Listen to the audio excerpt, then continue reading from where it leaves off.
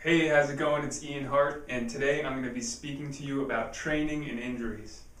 So I hear people say that, I'm afraid that I'm going to get injured when I train, or that they heard somebody else got injured when they train, or people who are training don't think that they should push themselves too much because they're scared that they're going to get injured. So I'm going to go over how injuries occur and what happens and why they come about through training.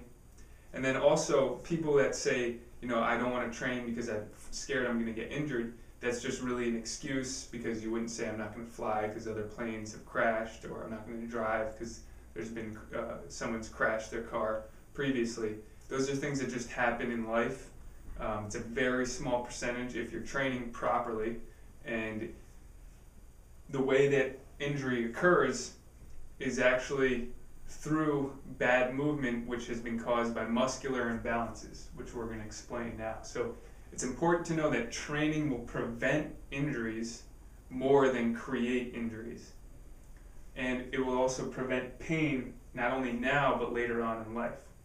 All right, so muscular imbalances are basically an imbalance between opposing muscle groups. So for example, if you have a weak abs and tight lower back, that's going to be causing you to have an imbalance, and what it does is put stress on the joints, the ligaments, and your bones. Your muscles are connected to your bones, and when you think about the movement, you send impulse to your muscle, and that pulls on the bones, which moves your body. So if your body and your muscles are not in harmony, you have a muscular imbalance, which will cause movement dysfunction. That movement dysfunction is going to lead to, eventually, depending on where you are in your movement dysfunction, if you have continued with those muscular imbalances and you're not addressing them and correcting them, then it's going to get worse and worse. And your state could be progressive, or you can catch it before you even get to a progressive point. But that leads to pain. So that pain, you might already have it there, or it might eventually get to that point where you have pain.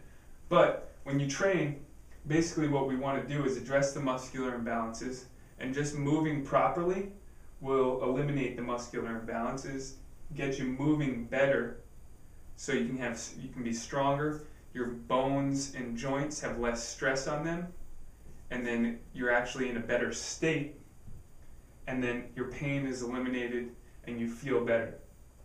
So sometimes when you come in with muscular imbalances, you might feel a little bit discomfort in areas that have been tight, but the goal is to get you to a point where you feel better and your pain is eliminated. So I'm just going to explain about one common area that people, about 80% of the population suffers from, which is back pain, and why back pain is there. So if you look at this little diagram, this is a person and this is their pelvis, which I put as a cup. Just imagine this cup, or the pelvis, filled with water. It's even, and there's no water pouring out of the cup. So that's a normal position of the spine and the pelvis. So that person would not have any pain. This person here has weak abs, tight lower back, and what's called hyperlordosis, which means excessive curvature of the lower spine, which is common. They also would have tight hip flexors, which are on the front of the right next to the hips, weak glutes, tight hamstrings, and weak quads. And basically it's pulling the pelvis into a forward tilt, and you could see if this was filled with water, the water would be pouring out.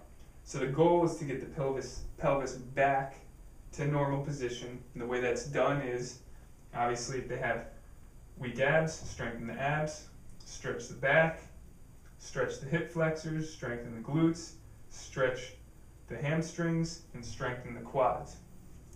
So I'm just going to show you real quick. Imagine that this is somebody's disc right here, and these cardboards are two vertebrae.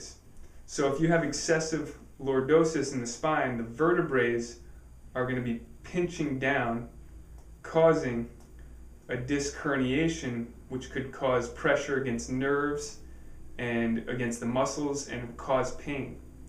Also, people who have spasms for years might have a herniated disc, not have pain, but they just have spasms, and then at some point in their life they make a wrong movement and they can cause serious damage and serious pain. So this is called microtrauma over years of muscular imbalances that the disc keeps tightening, and through years and age, actually, the disc will just degenerate naturally. It's just a fact that the water in here is going to get less and less, and it becomes more brittle. So strengthening the area around that and making sure that you're eliminating the imbalances and making sure it comes back to normal position so this stays supple, doesn't have pressure on it, then you're going to prevent serious back pain in the future. It's important to get here before it's too late. So you don't want to get here when this disc is already damaged enough that once you've trained, it doesn't matter and that it can cause serious issues, which some people have done before.